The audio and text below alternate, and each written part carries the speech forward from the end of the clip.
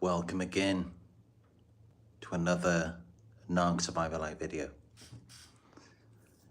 In this one, a very interesting topic, something that you may not have heard being discussed before. I did discuss this in one of my earliest live videos, but of course, along my journey, many years of experience and research, I'm now going to go deeper into it in this one. You see, narcissists, they have a lot to say, they have a lot to do. They idealize, they love bomb, they devalue, they put you down, they begin to smear you, triangulate you as they turn against you. They cheat on you, they lie to you, steal from you, betray you. They do all of these things to you. And then gradually they get bored, they sabotage you, they discard you. And then where do they go? What do they do? After they've gone off with a new source, they flaunt them in front of you. They do all of these things. Okay, but what's next? When you no longer see or hear from them, what are they doing? Where do they go? Because they have to do something. They're not like robots. They don't just switch off. They don't just vanish off the face of the earth. They're still out there somewhere. But what are they doing? And who are they doing it with? Yeah, that's what we're going to be talking about in this one. We're going to be talking about what does the narcissist do when they've said all that they wanted to say and done all that they wanted to do. So yeah, if that sounds good to you, give it a thumbs up and let's get into it together. So as you may have noticed, once they've said and did everything, then they retreat into isolation. They just disappear. You don't see from them anymore. You don't hear from them. And they're just gone. You don't know where they are. You may not know who they're with, but they've just gone somewhere. So they've just left you. They've been involved with you. They've gotten what they wanted from you. They've used you up. And now they're out of there. And it's essentially like with anything, really. It's like with a thief. It's like someone who goes and robs someone. They take what they want and then they're out of there. And you don't see where they've gone. You don't see who they're with. You just don't know anything about it, usually. And yeah, same thing with a narcissist. Either they isolate themselves or they just disappear from view. And you no longer have access to them. They just come in, gain access to your life. They use you up, they take what they want, and then they go somewhere.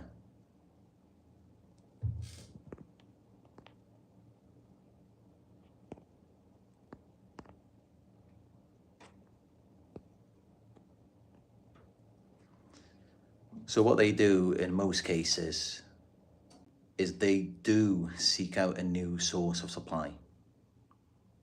Because think about it, they've got to get validation from somewhere.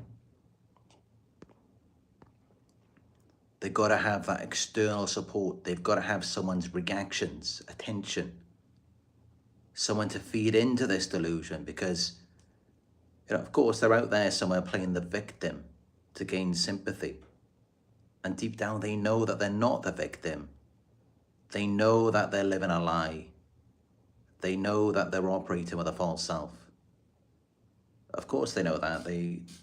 No, that's why they need supply, is so that it can be validated, it can feel real.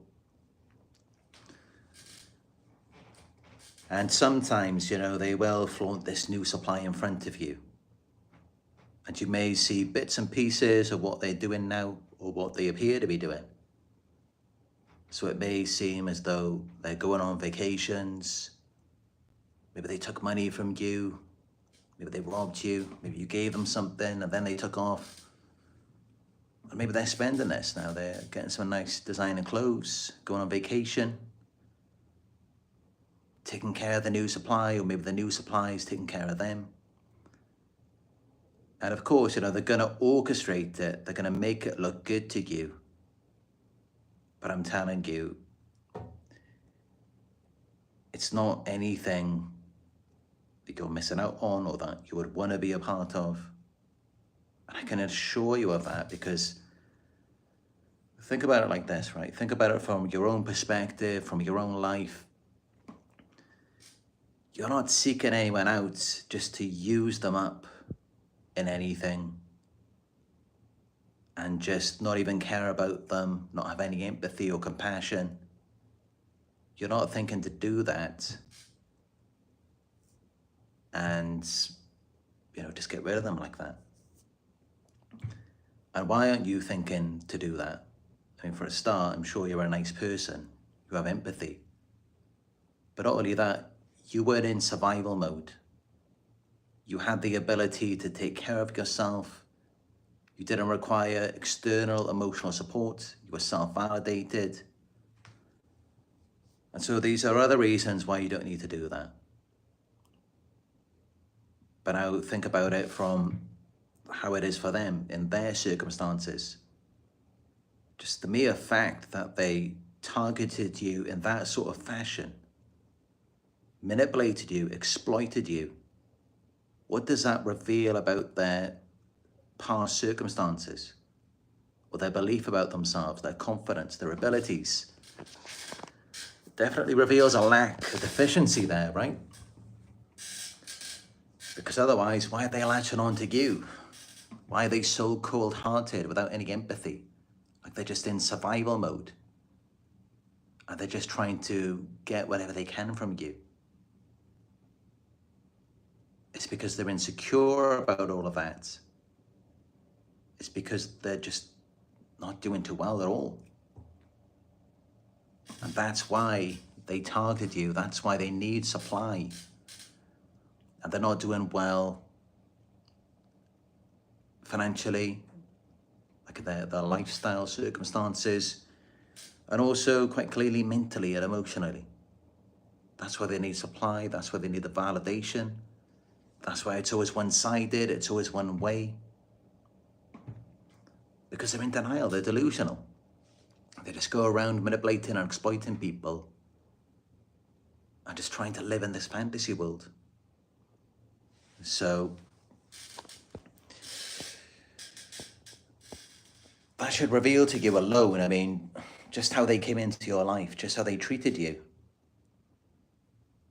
It should let you know that whatever you're seeing next, whatever they're trying to flaunt to you, it's just not even real. It's just theft, it's fake. It's just all a lie. They're just pretending to be something they're not. It's like role play, cosplay. They just wear the costume and they orchestrate it. They have their props, their accessories. But there's no real meaning behind it, because if you look back into the history of things, it just reveals fraud, exploitation. There's no genuine passion or feeling behind it. There was no connection, no meaning to it. So whatever you see them doing afterwards, after they've done these things to you, it's all a lie, because it has no foundation or structure. And that's why typically they don't like talking about their past or how they got involved in certain things, how they met certain people, why they met certain people. what they were trying to do, what they were trying to achieve, because then it reveals that they are just a fraud, that they are just liars, that they are pretending to be something that they're not. And that's why they need supply. You have to provide them with the props and accessories, the costumes, and you have to validate it. You have to make it feel and look real. And that's really your purpose as a source of supply. That's what supply is. That's what you did for them that entire time. And that's why many of you, by the end of it, you may feel like you're in a trance, you're under a spell, like you're in some other dimension somewhere, because you were pulled into it, into worshipping this facade. And eventually, at a certain point of time, you get out of it. The fog clears, you wake up, you realize, yes, okay, this was all a lie. I was manipulated, I was exploited, I was taken advantage of. None of this was real. They're a fraud, they're a fake. They were just pretending. But they don't come to that conclusion. They don't wake up. They stay stuck in that fantasy, believing that they are the victims, that they were wronged, that you didn't do enough for them, and that they're actually so special just because they have to think that they are. And that's why they then surround themselves with people who believe in these lies and illusions, so that they can continue existing in the fantasy world. And that's really what happens to them at the end. When all is said and done, they just retreat back into fantasy of seeing themselves as something that they're not. And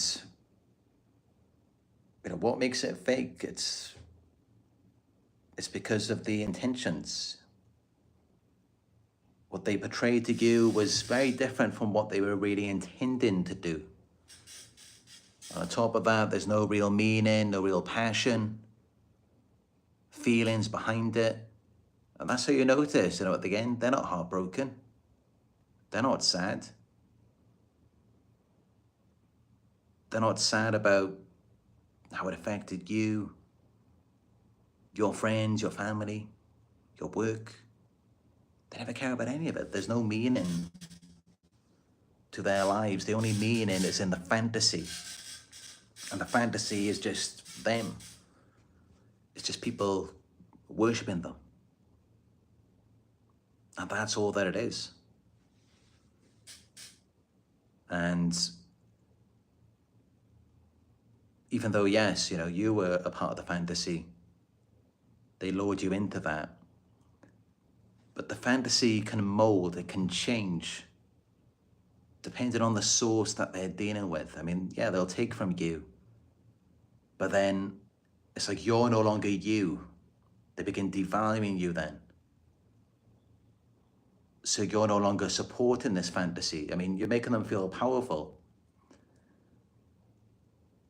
but you're not validating how they want to be seen as desirable, attractive, intelligent, all of these types of things. So then they go off and they prime someone else for this position. But then they may have to mold it into something else, adjust it slightly to suit this new person's needs. Because of course, it's no good if they're like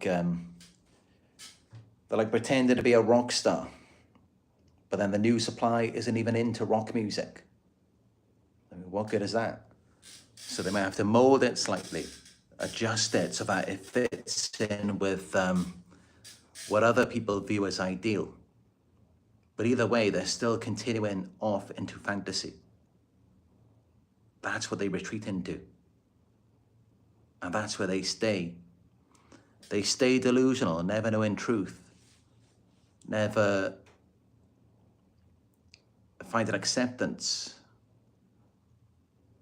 And of course, the closer that you are to truth and accepting reality as it actually is, accepting the truth about yourself, even though it may not be how you want it to be, and it's not always pretty. I mean, we have flaws, we have weaknesses, of course. We make mistakes, we do things wrong. But if you can accept all of that, the closer you will be to love, joy, peace. And you can Google it. There is an emotional vibrational frequency chart. And you will see that above the frequency of acceptance, I think you then have joy, love, peace, and then finally enlightenment.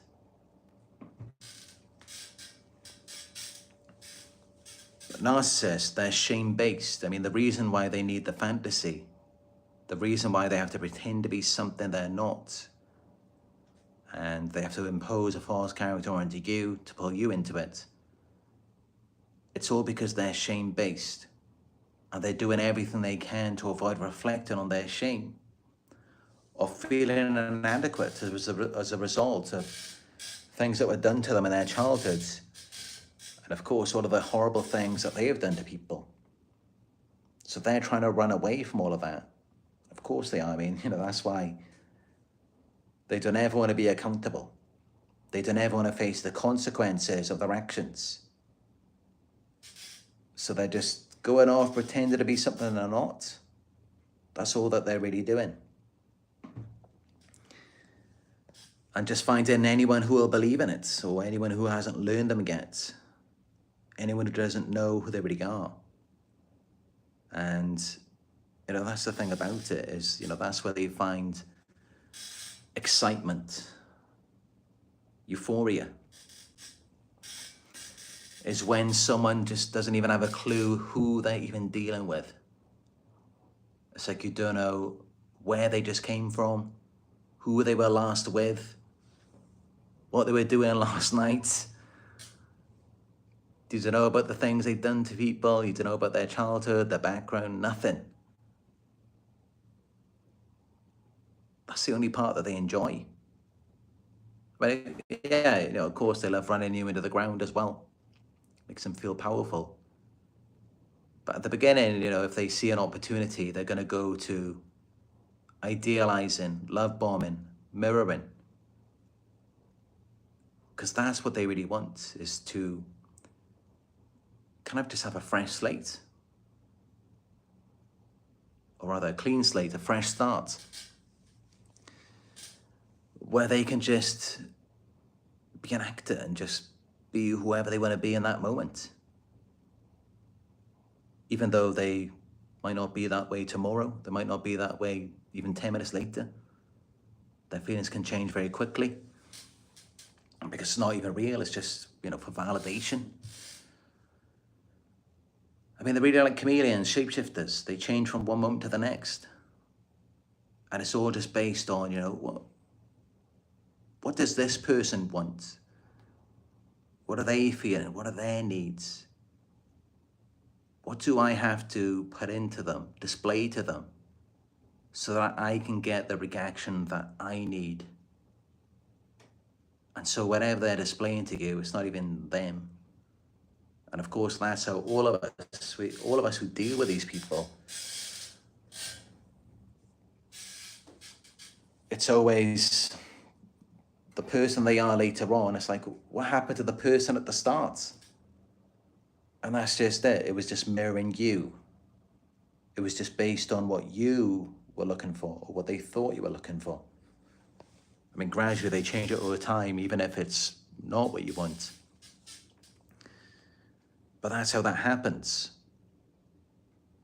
And yeah, the fantasy is really just them. The fantasy false character is just them being whatever they think someone else wants to see. Whatever they think is someone else's ideal. And of course, yes, this is based on childhood trauma. Because in their childhood, it was never about who they actually are. That's why they abandoned their true self. It was all based on performance. So they had to perform. They had to be a certain character for a narcissistic parent. And so they stay stuck in this childhood programming, never coming out of it. Because of course, if they were to come out of it, then that shame would hit them from being their true selves, which they were told is not good enough. They have to have this false image. So they continue with this, running from the shame and using these false characters. The false character can change, yes, but it pretty much stays relatively the same. They just make adjustments to it. And they add things to it when they see something desirable. Could be in a movie, a song, or even in a person in real life.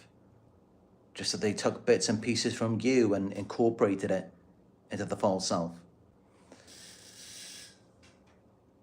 So yeah, they're all about performing and trying to be this this picture perfect ideal for whoever they're dealing with.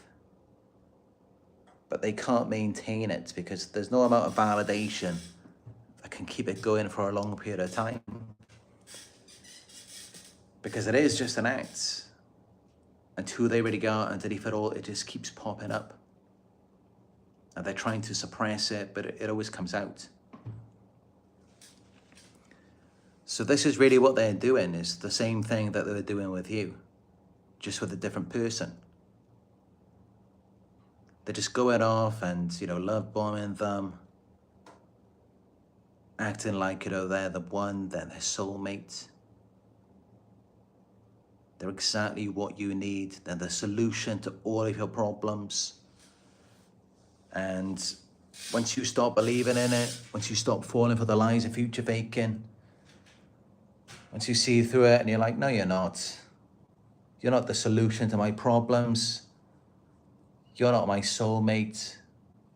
You're not ever going to make me happy. You're not ever going to complete me. Once you adopt that mentality, they pull the rug out from underneath you. And then they just make it out how, yeah, you're right. I'm not the solution to your problems. I can't complete you because you're just a broken, miserable person. That's why.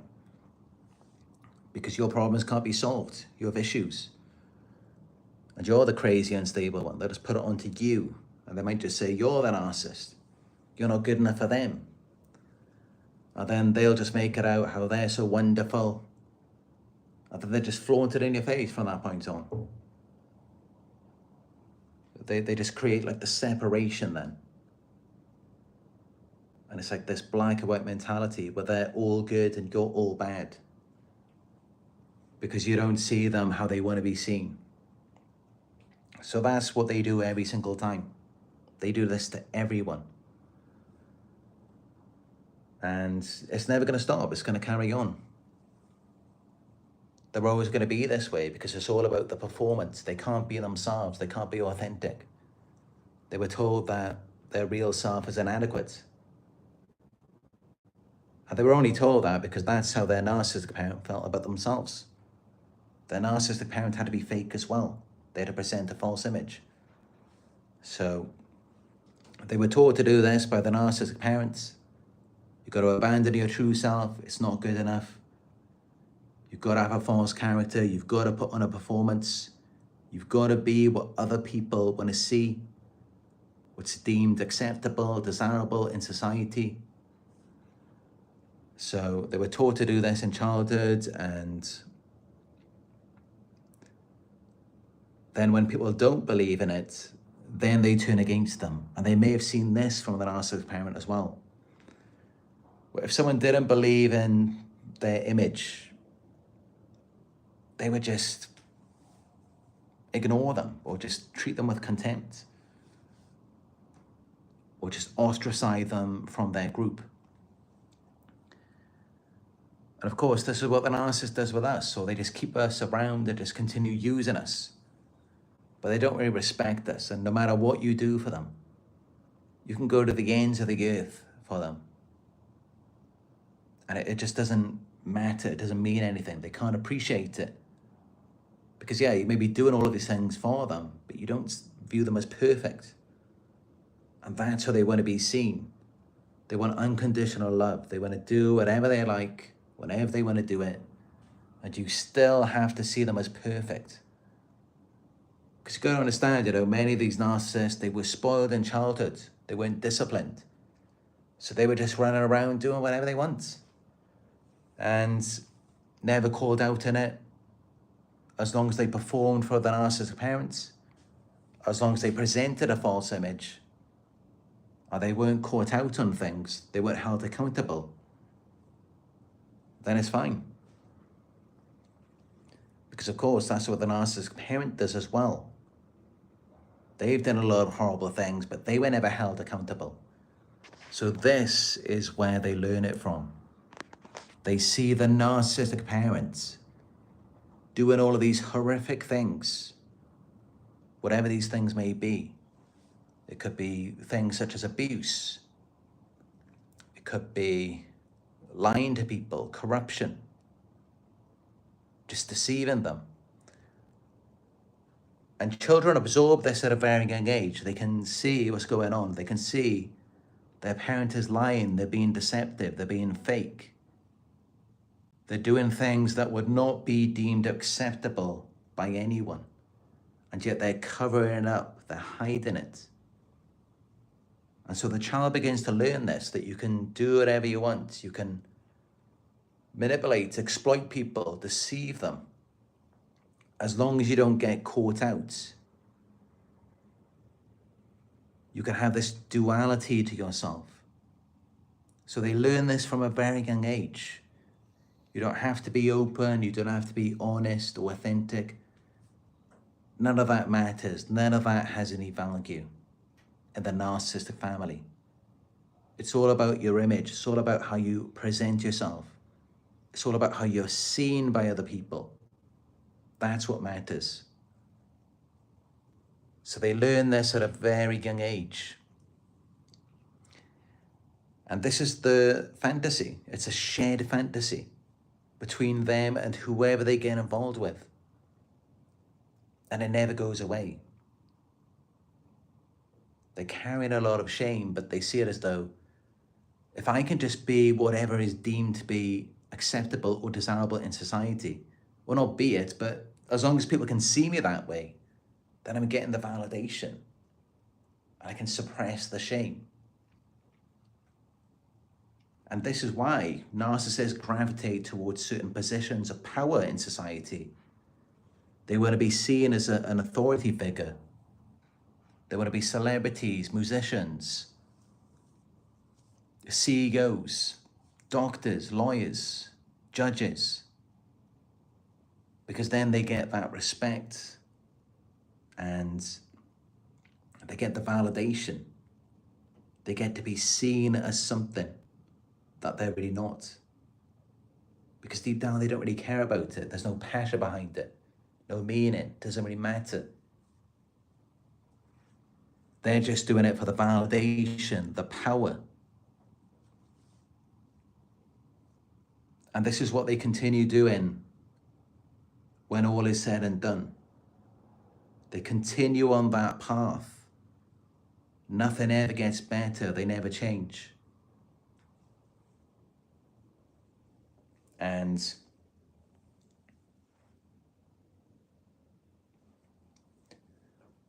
this is why if they do come back to you, I mean, sometimes they come back years later, decades later sometimes. If they do come back to you, they might try and present the false image to you that they may have adjusted over time. But at some point, you're going to see their real self again. And it's because they become closely connected to you.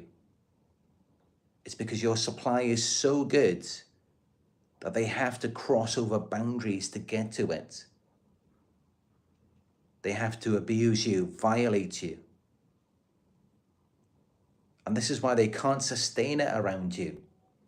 It's kind of like you're something so irresistible, so tempting, enticing, that you're never going to get that false self over a long period of time like other people do.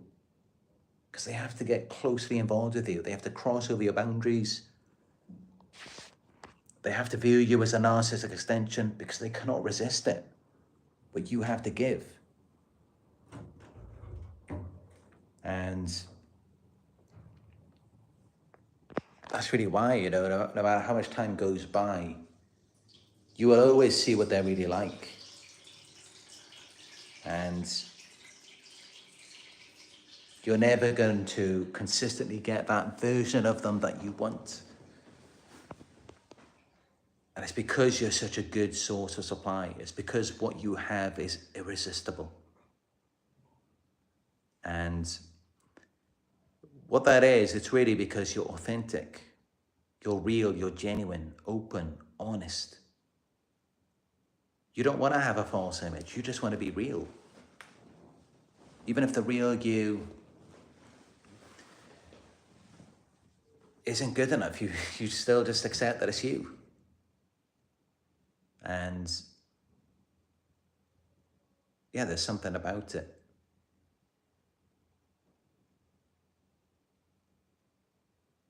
Because that's just it. I mean, think about it from their perspective. Look at it from their behaviors, their actions. They have so much shame around their true self that they believe is inadequate. They were taught that it's inadequate. So clearly it matters to them. They don't want the true self to be inadequate. I mean, if they could really accept that, if they could accept, okay, the true self is inadequate, I don't care about it, perhaps the shame would just go away. But they can't accept it. We're not wired that way to just disown ourselves and forget about it.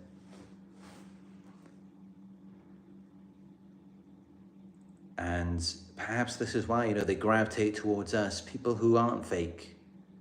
We are open, real, genuine. We wear our hearts on our sleeves.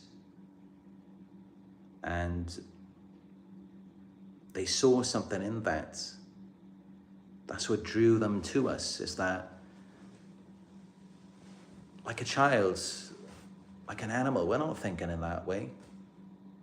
We're not thinking about our appearance so much. I mean, we're not thinking if anything is wrong with us. We're just being. We're not trying to be a certain way. We're just being ourselves. And that's what they were like before that trauma happened in childhood. They were just being. And then their narcissistic parent came along and made them feel like that wasn't good enough. So then they got rid of it. But that's what their trauma is that they wanted their true self to be good enough.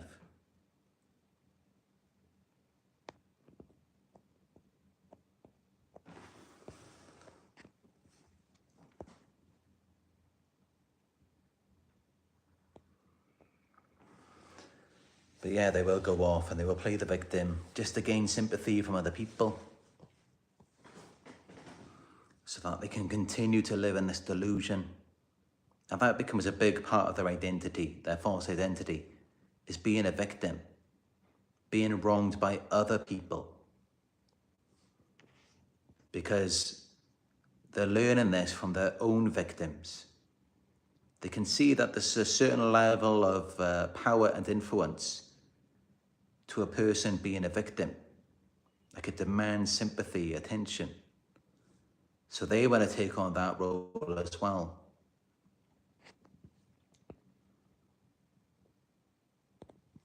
But yeah, you may see them popping back up, smear campaigns, just doing anything to try and feel relevant to you. And it's because, you know, you were that top source of supply for them. Just by you being you, just by you being authentic. Nothing can ever be more valuable. Nothing can ever outmatch authenticity. someone who can be themselves. And this is why do you think by the end of the relationship, what are they trying to do to you? They're trying to corrupt you. They're trying to mess you up. They're trying to do things to you that you struggle to accept. They try and get you involved in the wrong things. They try and get you caught up in doing drugs or corruption, doing the wrong things. Because they're trying to get you to do what they've already done. And what have they already done? They've abandoned themselves. And they couldn't stand it because that was their original trauma, is feeling like their true selves isn't good enough. It's inadequate. And then they did so many things after that to validate the false self or to fight back against any opposition towards the false self, that now they can never accept themselves. And then this is what they try and do to you. They try and get you caught up in all sorts of trouble because they don't want you to ever accept yourself. But that's the thing. I mean, some of us, I don't know why this is. I mean, this is something I'll probably never figure out myself. I mean, but I have noticed that there is this connection. And I've noticed it among many people, is that for whatever reason, even though they do all of these horrible things to us, and we have a lot of shame surrounding it, it's like, oh, I can't believe I let them do that to me. I can't believe I reacted in this way. And despite that, it's like we can still gravitate to these communities and just accept it, yes, okay, these horrible things were done to me. I was put through this. I was treated this way. And I acted in ways that I'm not proud of. We can still accept it. We have the resilience. So we accept the shame. We accept our feelings of inadequacy. And we keep moving forward with that. This is why they can't let you go. This is why they keep smearing you, punishing you, trying to ruin you, sabotaging you. This is why. Because you're not doing what they did. You're going forward with it. You're accepting yourself. This is why they seem to have this predatory sixth sense. The moment that you begin to heal. And what does it mean to heal? I mean, it's really you coming back to yourself, your authenticity. They sense it immediately. They know when you're no longer under the spell. You're coming out of it. You're coming back to yourself. You're thinking clearly again. They know because that's the one thing they want. It's the one thing they wish they could have. Is to just feel comfortable with themselves, to be able to be themselves, and for that to be enough. But they also feel like it's the one thing they're never going to have. They're never going to get to heal because they just can't deal with the pain.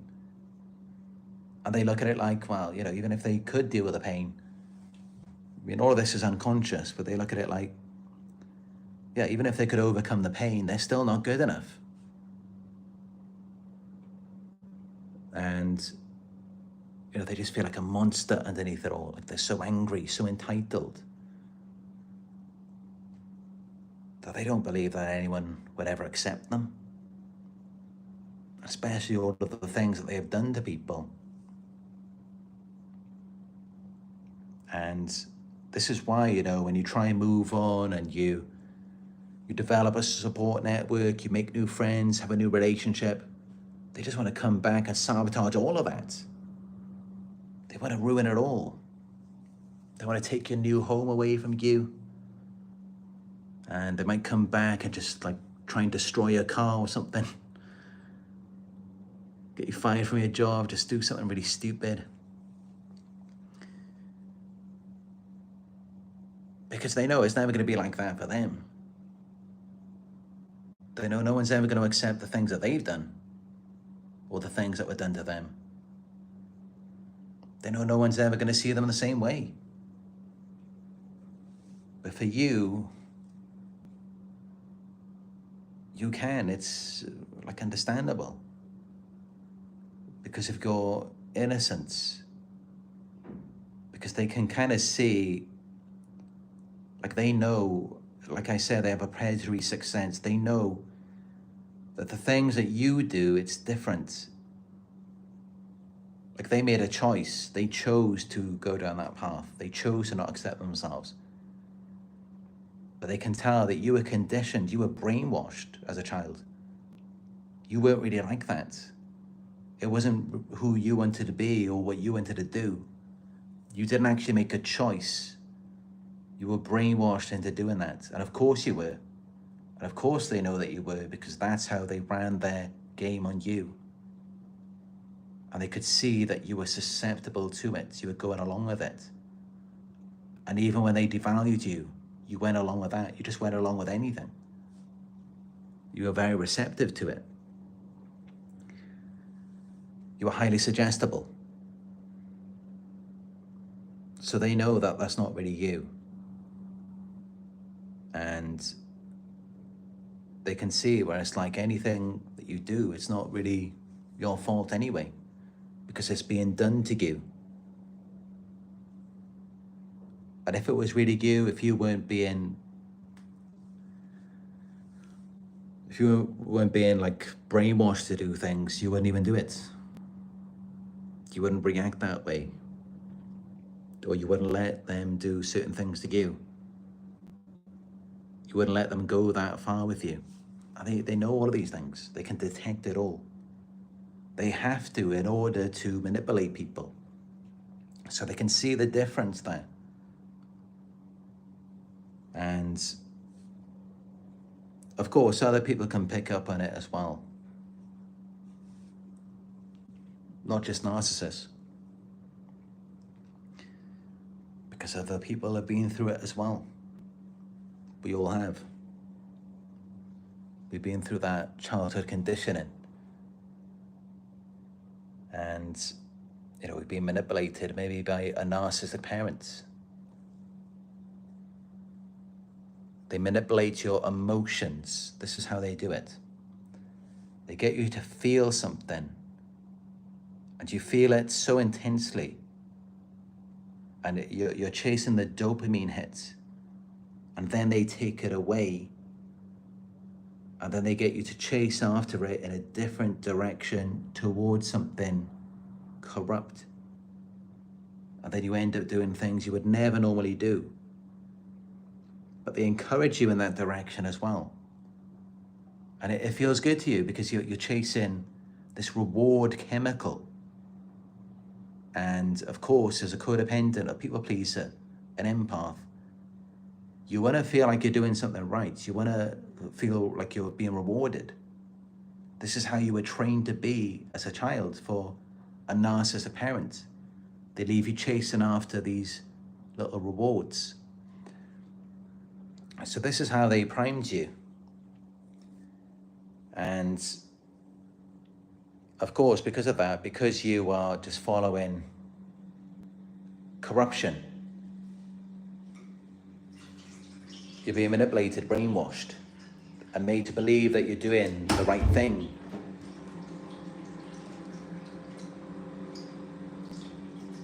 No, it's not there.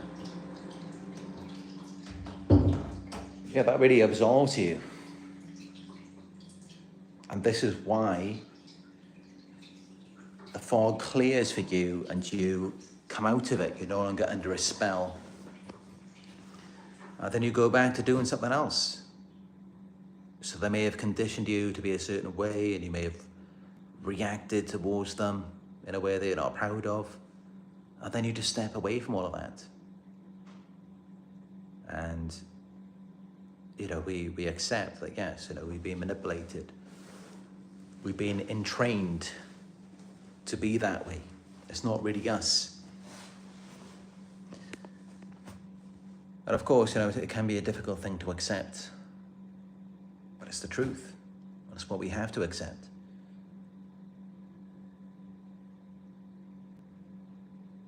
But the narcissist did this to us. They're the ones who brainwash, they're the ones who entrain. And then that was what we went through. And as the master puppeteer, that's what they continue to do. They go off and they entrain other people as well. It's like they put you under a spell, they put you under hypnosis, and they get you to do some really crazy things, to believe in crazy things. They get you to become delusional. And then gradually they switch it up on you, they escalate it. They get you chasing after rewards in different directions. And as an example, I'll just give you one example. It's like they train you that when you snap, when you get mad, then the abuse will stop. So they ramp it up. And you can be as calm as you like. It's not going to make a difference. It's not going to change anything. They'll keep poking at you. And the more calm you try to be, they'll poke harder and harder. And then finally you snap, you lose it, you lash out at them. And then they calm down. Then they relax. So you see how this trains your brain over time. Even though you may not think about it consciously, your brain is learning something. Your brain is absorbing this information. Okay, so when you snap, when you lose it, then they calm down, then the abuse, the pressure goes away. So that you see how they train you to become a monster. They train you to be just like them. This is what they do. And they love it because they can see how you're reacting to it. They can see how you're struggling to accept yourself after that. And of course, this is something we all go through after dealing with a narcissist. Is the shame. It's like, I can't believe I was with someone like that. I can't believe I let them do those things to me. I can't believe I reacted in that way. And we struggle with self-forgiveness. But this is it. You've got to remind yourself, you were with a master manipulator. Someone who has years of experience in doing this. Someone who knew exactly what they were doing and wanted you to react in those ways. Wanted you to look bad, wanted you to feel bad about yourself. It's what they wanted to do. And you were no match for them because they've got years of experience in manipulating people. They know exactly what they're doing and you were innocent and aware. So of course they can run you through all of these things and you just don't even see it coming. And sometimes they can do it so far that it makes you believe that this is what you wanted. Because you're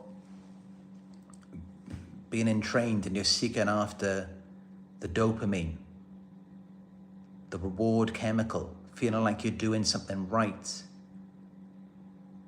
Just like if you had a narcissistic parent, you have to please them however they want to be pleased, whatever they deem to be correct. And you see them as the authority. So you listen to them, you do what they want you to do. And yeah, they train you to never doubt them.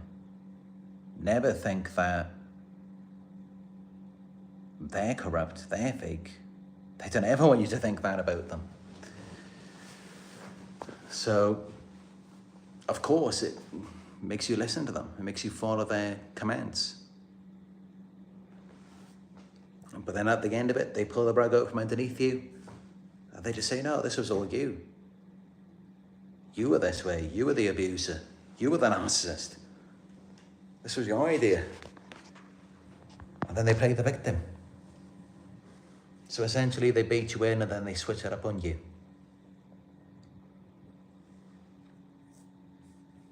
And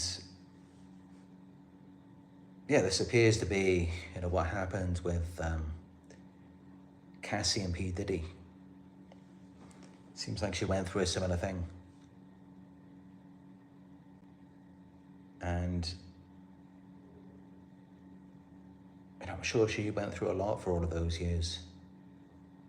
Like battling the shame of feeling like she's a bad person and it's humiliating. It's hard to go through that. But this is the thing, never let it do to you what it did to them. They could never accept themselves. And I'm sure the abuse was tied to that. Because, they were being abused, they were made to feel unworthy, inadequate, so then they had to change, they had to perform. They had to be a star for their parents. And I'm sure that's a big part of it, is that they can't accept what was done to them as a child, how they were treated. But that's just it, that's what we have to accept. We have to accept the things that were done to us. And we must also realize that we were not deserving of that. No child deserves to go through any abuse. No one does. Child or an adult. But especially a child, what has a child ever done to anyone? And this is really what we have to realize about ourselves, is that, that child, that innocent child that we were, we never deserved to go through what we went through. And that's really it. And that's a big part of the healing, is when you can accept that.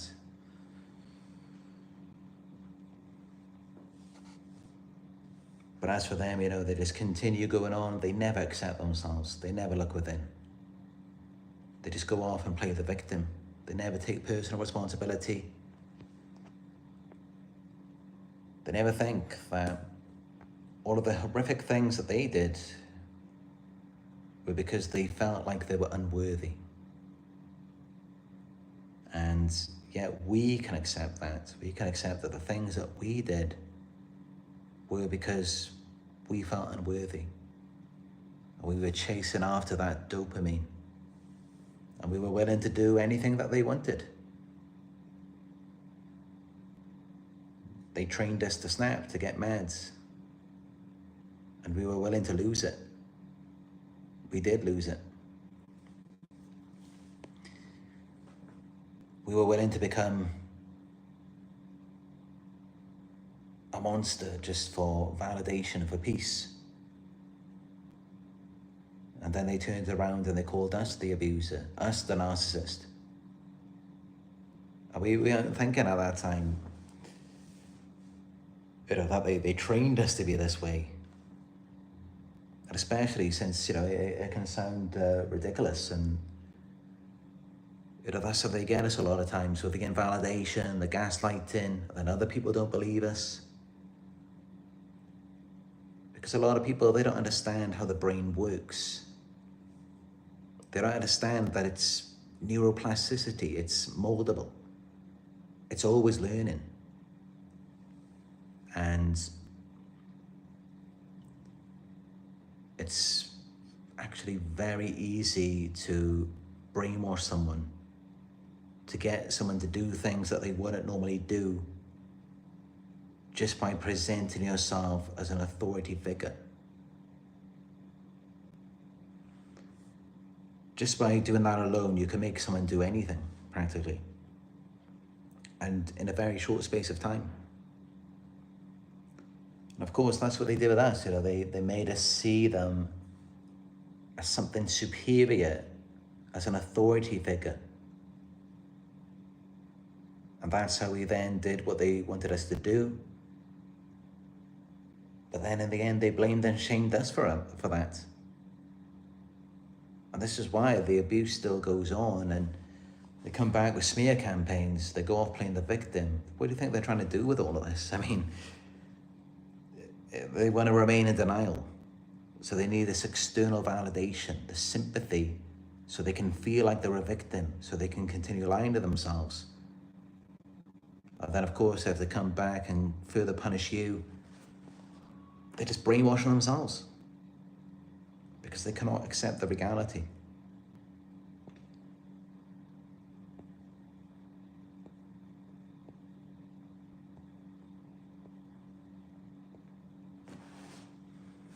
I told you this was going to be an interesting video. Yeah, you know, this is how it is.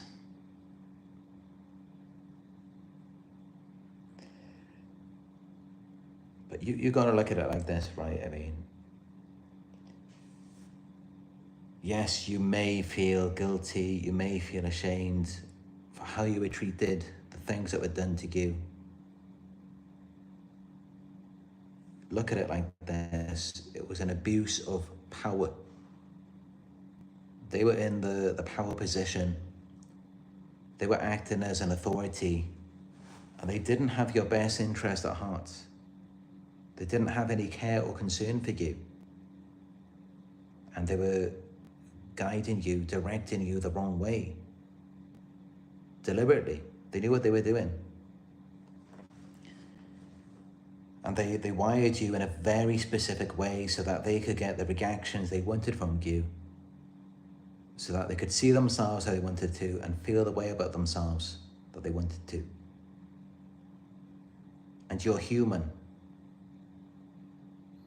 You know, we all have a brain, and this brain is essentially like an electrical circuit. It can be rewired. And because we were vulnerable, we were open, honest, authentic, loving, we wore our hearts on our sleeves, all good things. Nothing wrong with any of those things. It's just because we're the wrong person who was corrupt, ill-intentioned. We opened our hearts, let them in, and they rewired us and essentially created a monster out of us and got us to accept things that we shouldn't have accepted.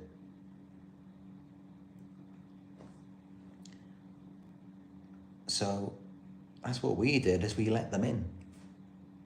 We gave them access to corrupt our system. So that's all that we're responsible for, is that we gave them access. And not only that, but we were primed, conditioned as children, but we weren't even aware of it. And from that point on, we were invalidated, gaslighted by practically everyone. So how were we to know? We were brainwashed, taught our entire lives to give other people the power, let them have authority over us, listen to them, follow everything that they say.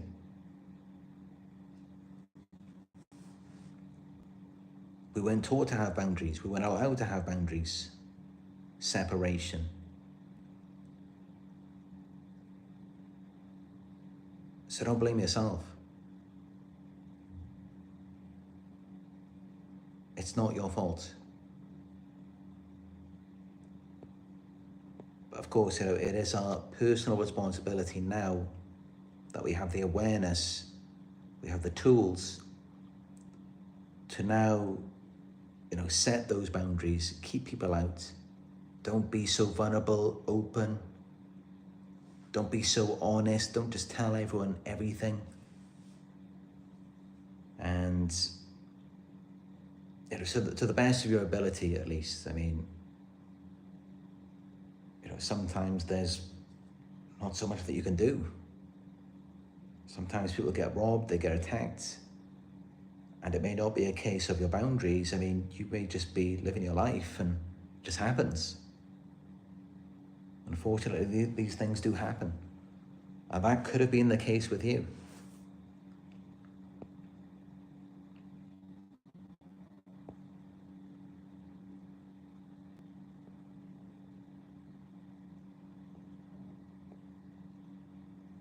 But yeah, I'd like to hear from you now. And I know this is it's quite a sensitive topic, especially regarding with the relationship dynamics and how we experience it on our side, and what it does to us, how it makes us feel about ourselves afterwards. So, I try to be sensitive with it. But I think it's fair, at least from my perspective, to say that it makes us look and feel like monsters by the end of it. I know it did for me. Like the way that it got me to react, and it just made me feel so guilty.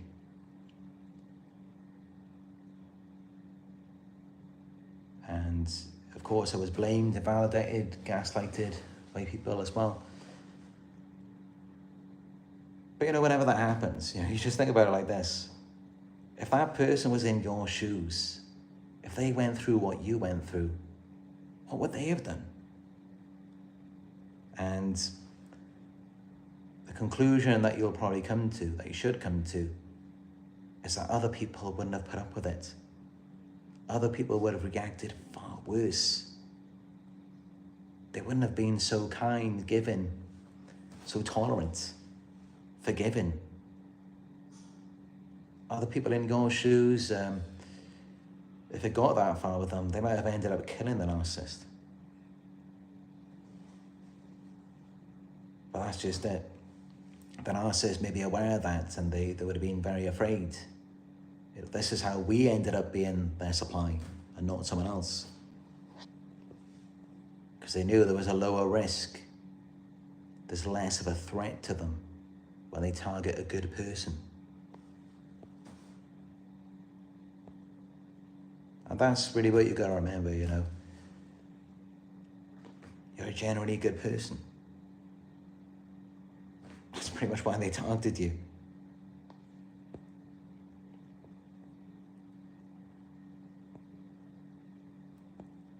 And this is why they come back. This is why they smear you. This is why they play the victim against you.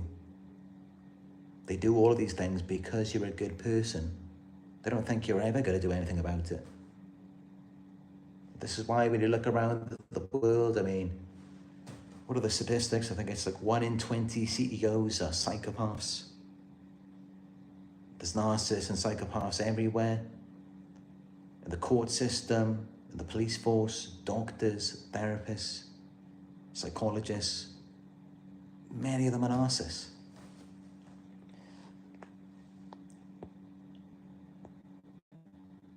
But not all of them, of course. And we got to understand and respect those who are out there doing good work, whatever profession they may begin.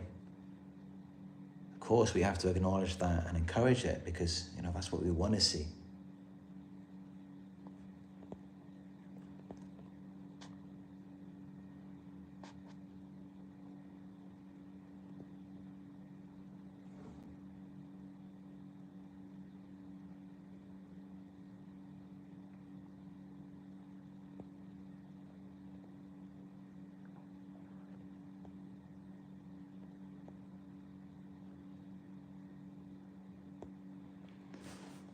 But yeah, you let me know what you think about what I've said to you in this 1 hour. Drop it in the live chat. Can you relate to what I've said to you? Does it make sense to you? And is there anything that you disagree with? Or do you have any questions?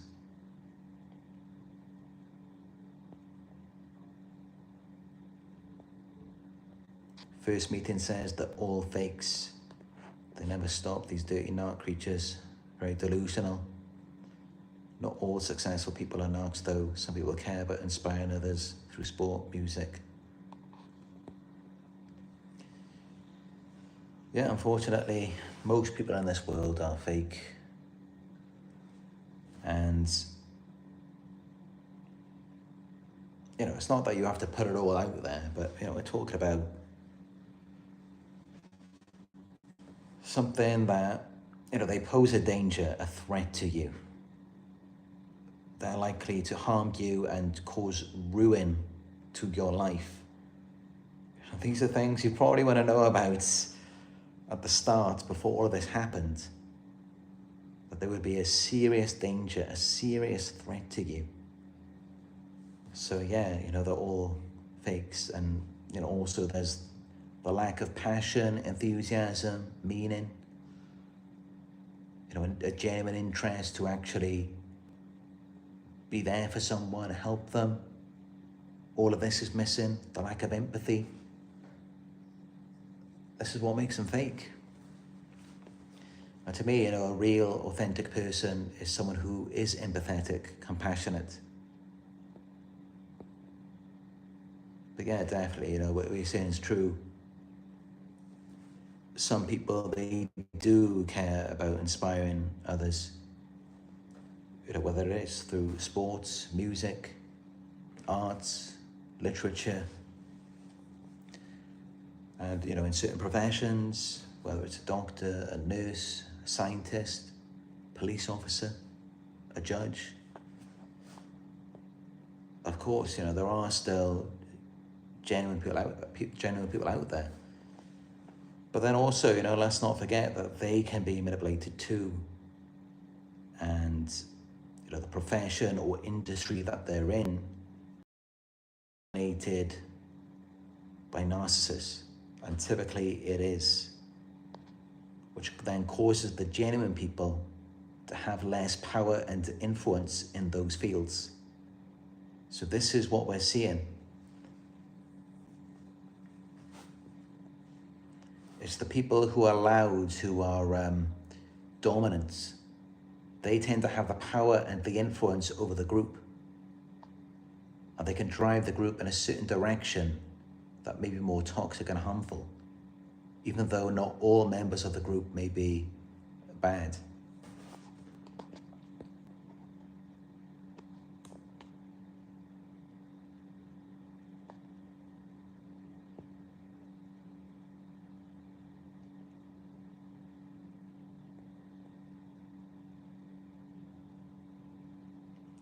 Fabian Alamar says, supply is the only thing that matters to them. They don't even see you as a person or know the person you are. Exactly, it's all about the validation. You've got to prop up this false image of how they're perfect and there's something wrong with you. But they can never like expand on it. So, you know, tell you what it is exactly that you need to improve. Well, that's what you'll find, you know, with a narcissist. It's all very vague. You can't actually talk about it. You can't get them to expand on it. You can't ask them questions. That's really how you know what you're dealing with. It's like you can't just sit down and discuss it. They have to silence you, suppress you.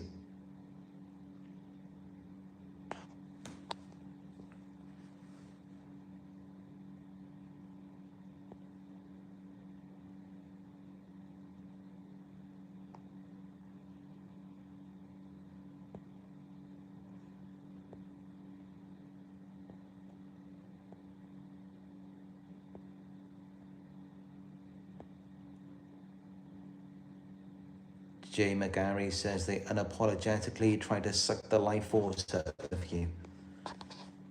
Oh yeah, that's really what they do. They'll just drain you completely. Because that's it, you know, they want that authenticity, that light that you have. And that comes from you accepting yourself, learning, growing, healing.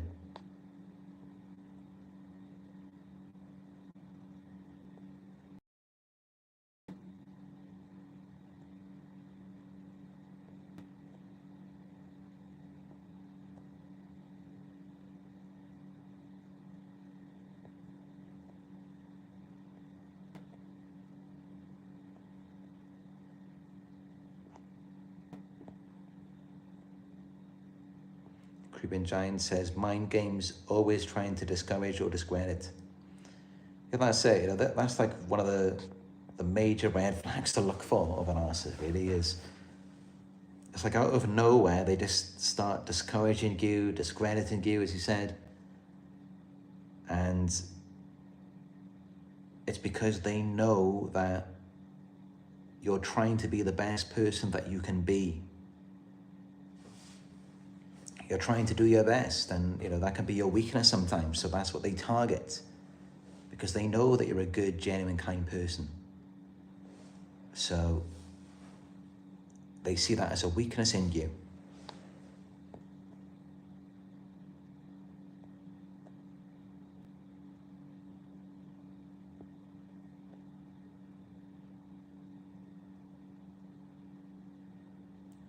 KB13 says, if you cure cancer, parents say, but what about world hunger?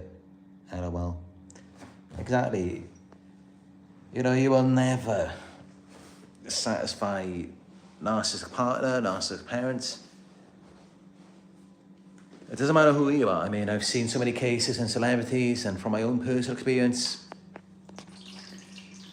I mean, you know, I've achieved now 193,000 subscribers, 50 million views. I've inspired and supported millions of people from around the world. And, you know, I've even coached psychologists, lawyers, business owners, celebrities, everything. I've done it all. And, you know, at one point before I was sabotaged, I was earning about very close to $15,000, $20,000 a month. You know, I was making like a millionaire's income. And I never received any real praise, compliments, encouragement, support. All I ever faced was opposition and sabotage. And that's just it, you know, that's what happens is, even if you reach this goal, it's like they dangle a carrot in front of you. Even if you finally get there one day, you achieve everything they said you could never do, you could never be, you're never gonna be anything, do anything, nothing. If one day you do, they move the goalposts, or then that becomes the problem. Then they have to discredit that, sabotage it. Because there's actually no problem at all.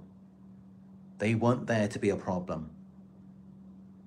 The problem is when there isn't a problem, they need to have something to blame.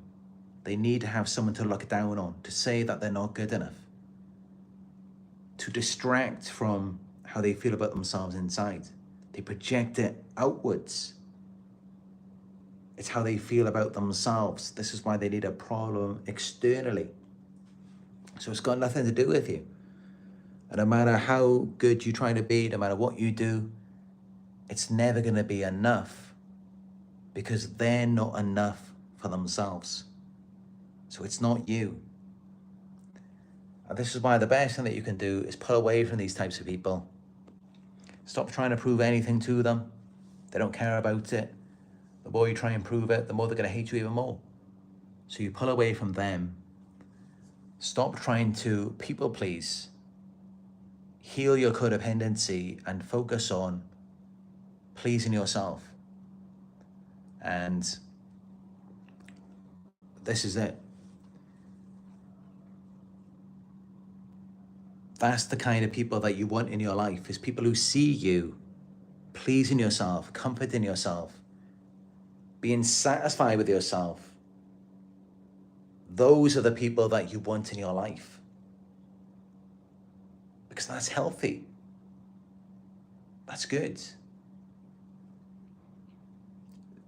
Someone who is drawn to you, attracted to you, because you're healthy and happy and you're satisfied with yourself, with what you're able to create and produce. That means that they are also that way about themselves. People who are drawn to you because they're finding a weakness or something to exploit or something they can blow out of proportion and say that there's something wrong with you. It's only because they feel that way about themselves. They're already on that wavelength. So they're looking to project it outwards onto someone else. Always stay away from those people, because you're never going to be good enough for them, because they're not good enough for themselves. And they're not actually doing anything to fix it. Instead, it's just going around blaming people. And it's like, what about you? What work are you doing on yourself to improve yourself? They're not doing anything. And that's just it. You want to see someone who's doing the work and being satisfied with themselves, satisfied with their work, satisfied with the fruits of their labor. And you should only be around people who are that way with you. People who are drawn to your smile, your laughter, your satisfaction with yourself and your life. That is the sign of a healthy person. It's when they start to discourage you or start to see all of these things wrong with you, that then there's a problem.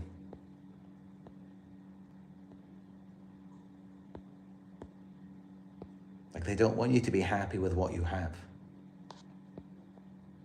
But a healthy person, someone who's relatively healed, no, they're drawn to happiness. They're not looking for weaknesses. They're looking for someone who does accept themselves and someone who is satisfied with themselves. But of course, many narcissists are attracted to that too, because they want to take that from you. And this is why you got to examine their lives and, are they satisfied with themselves? Are they working, producing? And are they happy with what they have? And then you'll see, is it they're just drawn to you because you have something similar to them? Or are they just pretending to have that so that they can take something from you?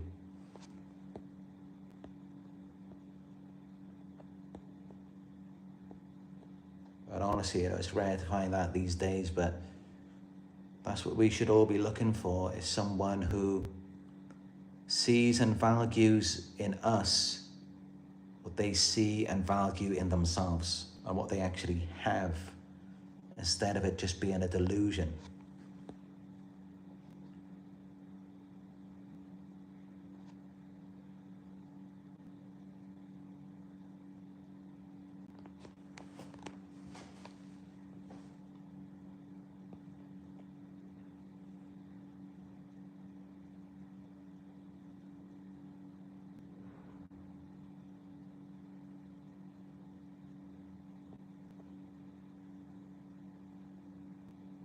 A says, not trying to be mean, but they need to go to jail for a little while and get help.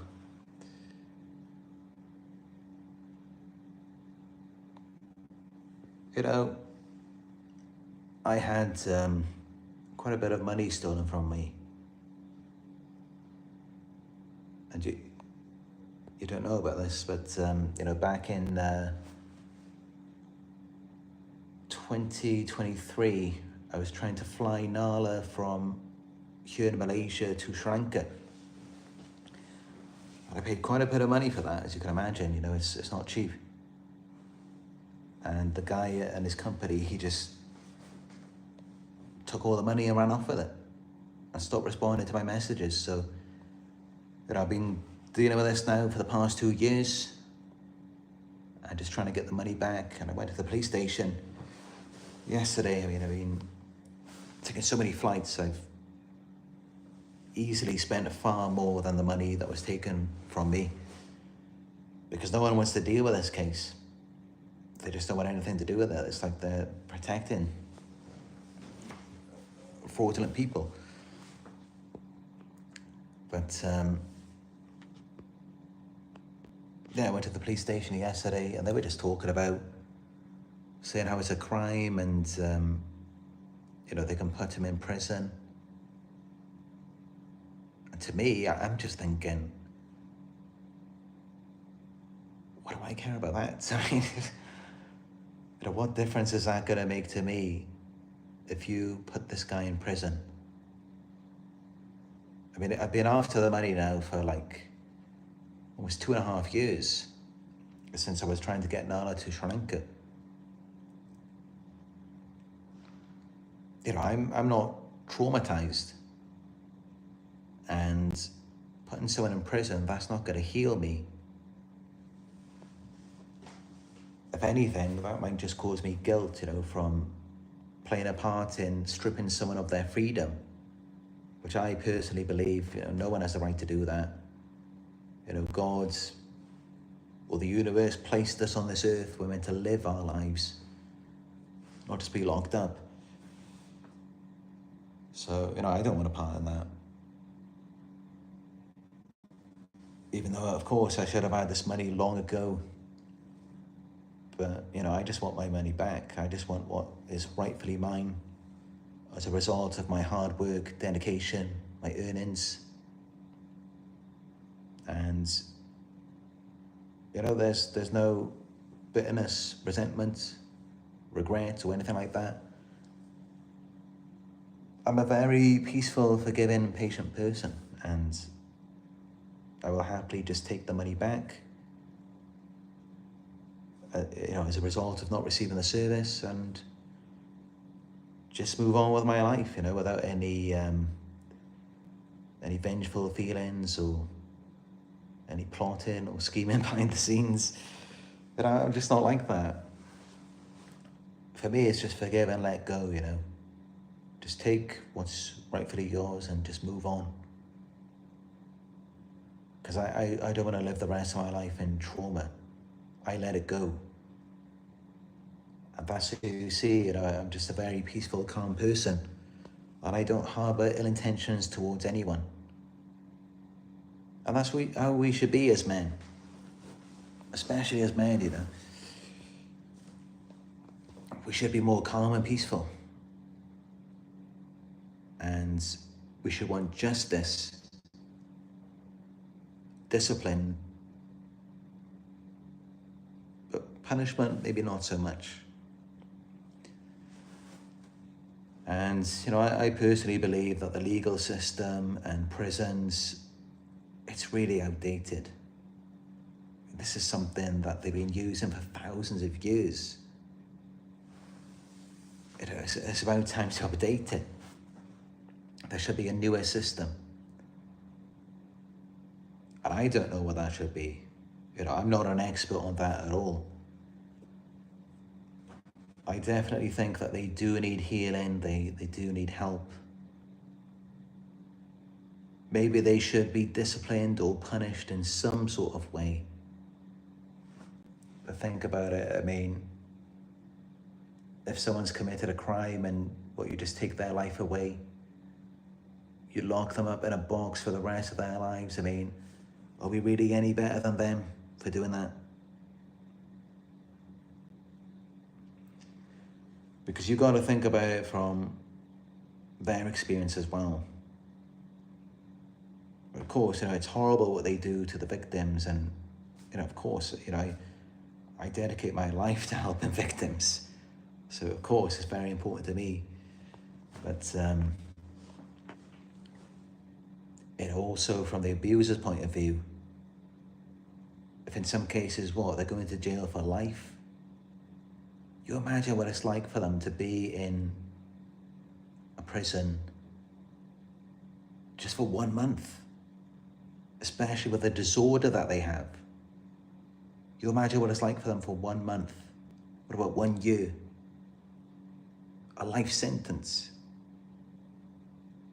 It just goes on. And it must be hell for them. So, maybe I'm just too compassionate. Maybe that's what it is. Maybe there's a reason why in the police force, interrogators, and the justice system, many of them are more narcissistic, to lock these people down. Maybe there's a reason for that, I don't know. But for me, it just reminds me of a quote, like, you can't solve a problem at the same level of vibration that created it.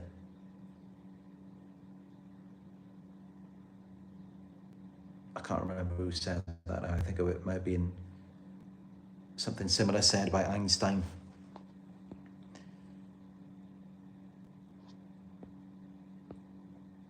But I'm sure, many of you may think, so if these people shouldn't go to prison, then where should they go? I don't know. I don't know what the answer or solution is. I just think that it's outdated. I think that we should implement a more efficient system, because clearly it's not working. I mean, I don't know what the exact rate is, but it's something like, the majority of people who are released from prison, they then reoffend within the next year. So nothing improves for them. And it's really just more of a punishment than actually rehabilitating them. And we got to remember, these people have been through hell themselves. Of course, they've got to be going through hell to do the things that they do. So they're already being punished. I don't know what the right thing is. But what I do know is that when you're wanting someone to be punished, is because you're traumatized yourself. And you're never going to find any healing from punishing anyone. That's what I do know.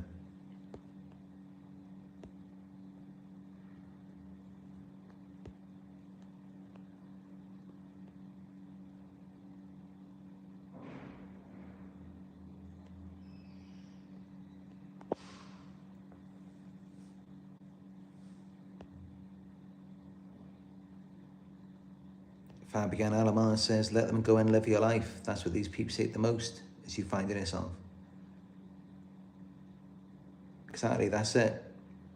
This is why they keep coming back. They keep harassing you, because they don't want you to find yourself, to connect back to yourself. They want to impact you in some way so that you get angry and you chase after them for validation or for revenge.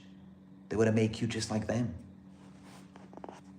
And then they feel like they've won, because they can't get over that. They can't live the way that you do, to where you're not seeking revenge and you're just moving on with your life with peace.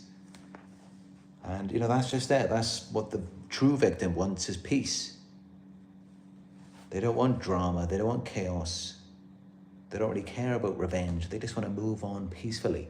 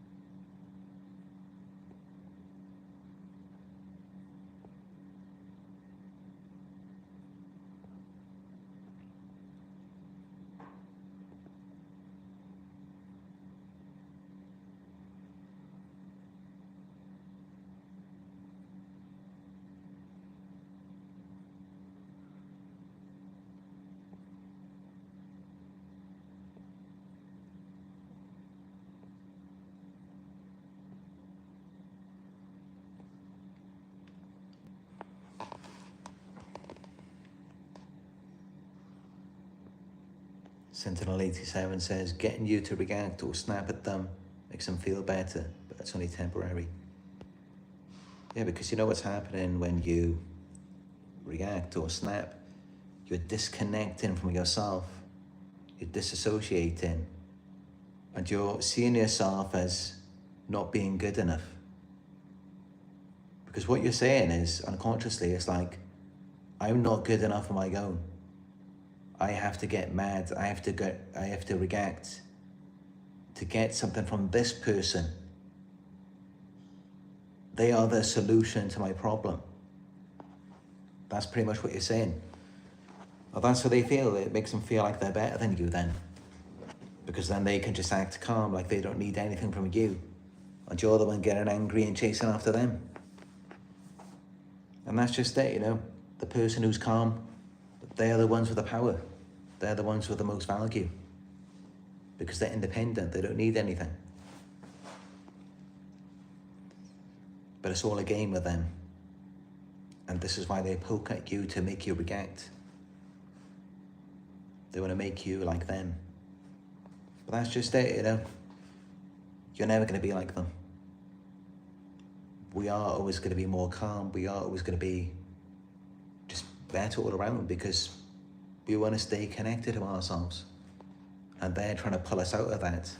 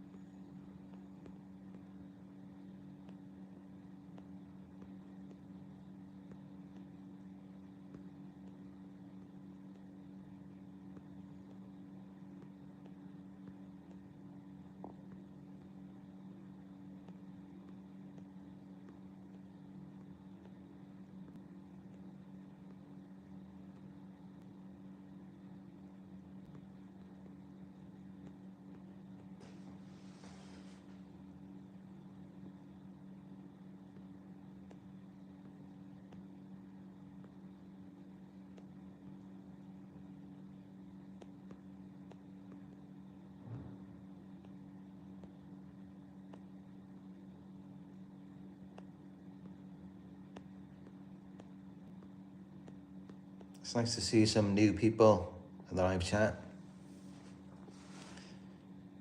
Don't forget to subscribe if you're new. And hit the bell icon, all notifications, so that you'll be notified when I'm going live and uploading new videos.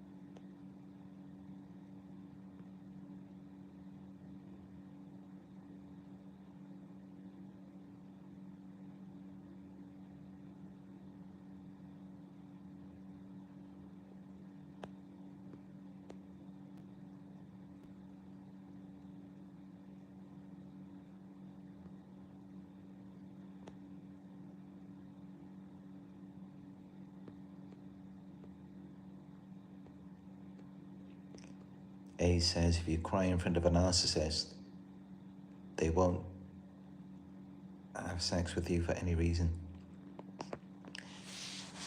Actually, I disagree with that myself, because that's power. They want to feel powerful. So a narcissist would want to just break you down completely to where you get emotional, reactive, you might get really angry, you might lash out at them, or you might get really sad, you might start crying. And then they'll initiate intimacy with you. It's that back and forth. Because that makes them feel powerful. If they can go back and forth from love bombing to devaluation and then back again. So if you cry in front of them, in their sick and twisted way in their minds, it might turn them on. It might entice them to want to have sex. Because it's the power dynamic. It's the control, the validation. It makes them feel like they can do anything.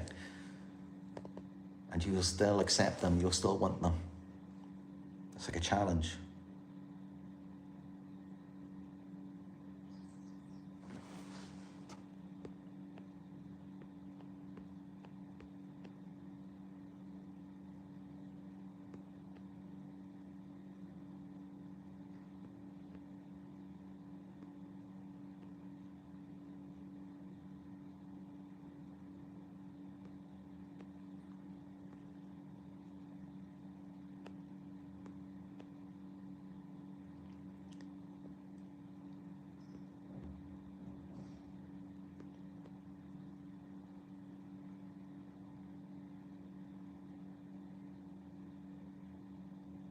Sentinel-87 says, if you are having a genuine laugh to yourself, they get offended and will use a lot of forced fake laughter around you to one-up you. Oh, that's exactly what they do. I mean, anything that you do, whether it's something like positive, productive, you'll know when you're doing the right thing because they will mock and ridicule it. They will make fun of it. Or they will exaggerate it and just kind of like be sarcastic with it. Because it just makes them feel like you've got something they can't have. You've got real happiness.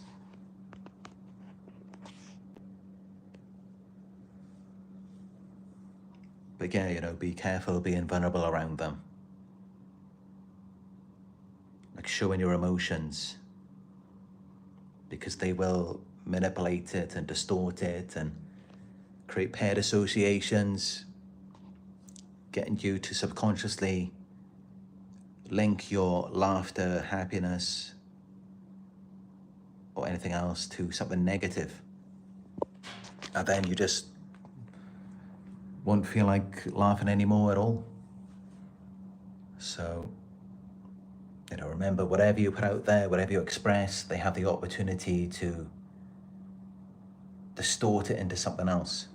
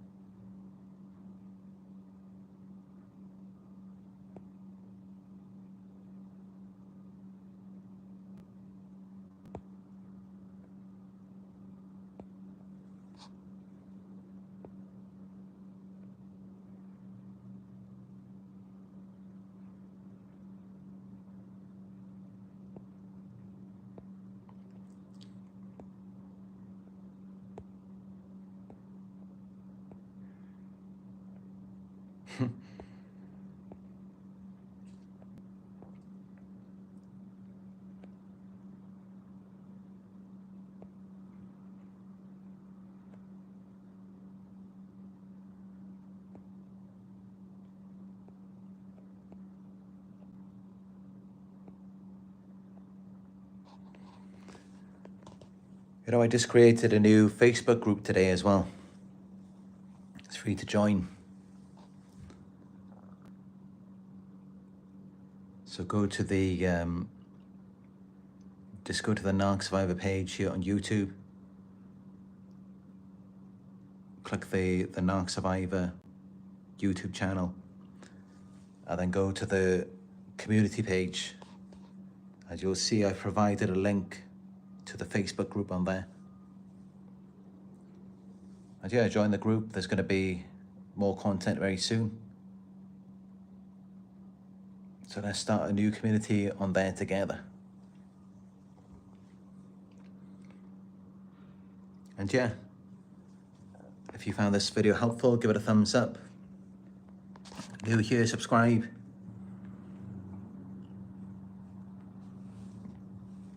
Let me know if you agree with what I've said here. If you've got anything else to add, if you have any questions, drop it in the comment section. And your donations are greatly appreciated, no matter how small. Donate by going to paypal.me/Narc Survivor.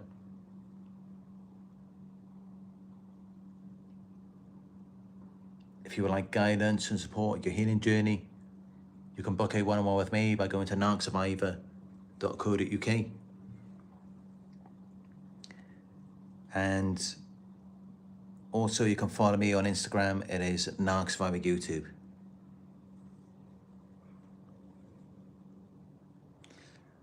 So yeah, that's it for this one. I'm gonna go to the gym now. And I hope you all have a great day wherever you are. Talk to you in another live video very soon.